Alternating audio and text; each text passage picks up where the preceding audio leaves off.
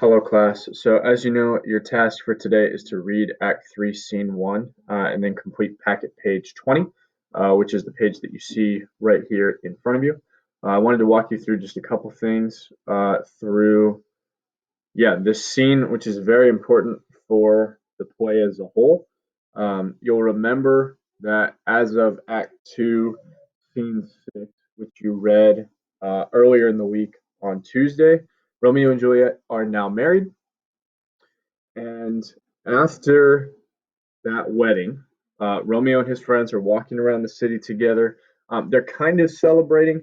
He doesn't totally tell them why they're celebrating, but his friends, as you might have seen, especially back in like Act 1, Scene 4, and even Scene 3, are not really the type to question if there's a party. They just kind of go for it and they party. So they are enjoying that with him. And unfortunately, they are confronted by Tybalt. Now, Tybalt, as you know, is Capulet's nephew, so he's Juliet's cousin. And he has already challenged Romeo to a duel at a different point. He wants to fight just because he wants to fight. His main issue with Romeo at the moment is that Romeo snuck into that party in Act 1, Scene 5. You remember he actually wanted to fight him on the spot, but Capulet was like, "Come on, man! Like this is a party. Like chill out." But Tybalt still holds that grudge, and so he wants to fight. Fight they do, mostly because Mercutio steps in and tries to defend Romeo. Ultimately, uh, Romeo also gets mixed up in there. He's trying to stop everything. Benvolio's trying to stop everything. And what that really ends up leading to is Mercutio dies because Tybalt kills him, and then Tybalt dies because Romeo kills him out of revenge. And that's when everyone starts asking questions. Whoa, what's this disturbance? What's happening in the streets? Everyone's fighting again. And remember, the prince, all the way back in Act 1, Scene 1, told everyone that if you fight, that whoever fights is going to die. They're going to face the death penalty for fighting in the streets if anyone from the Capulet or the Montague house fight each other again. Now, the problem is that Tybalt is really the person who started this fight, and he's dead. So the Montagues kind of suggest, well, Tybalt's dead, so, no one needs to face the death penalty. It's fine. Romeo was just defending his friend, taking revenge. He actually did what the prince was going to do anyway, which was kill Tybalt. The Capulets obviously don't see it that way. They say, hey, well, still, Romeo fought and he killed somebody, so he should still face the punishment. They argue this out.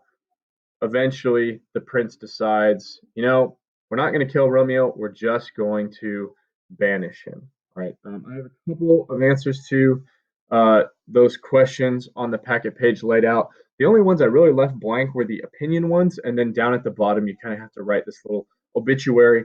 How would it be written up if there was a newspaper in the town? How would they announce to everybody the deaths of Mercutio and Tybalt?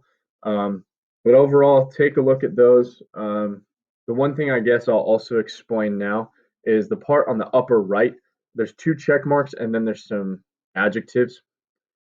It asks, why does Romeo not want to fight Tybalt? I think that's plainly he tells Tybalt, not very directly, but he says, hey, I love you now. Everything has changed.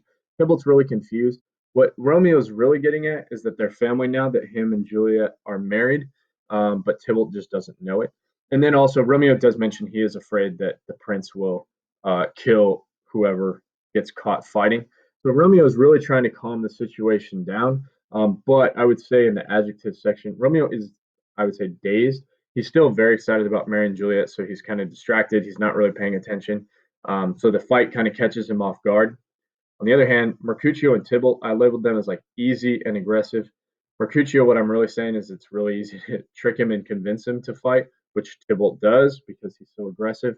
And then lastly, there's Benvolio. He's just kind of standing around. He doesn't really know what's going on. He's like, hey, let's just chill out and keep enjoying this party that we're having here, even if he doesn't understand exactly why they're having the party.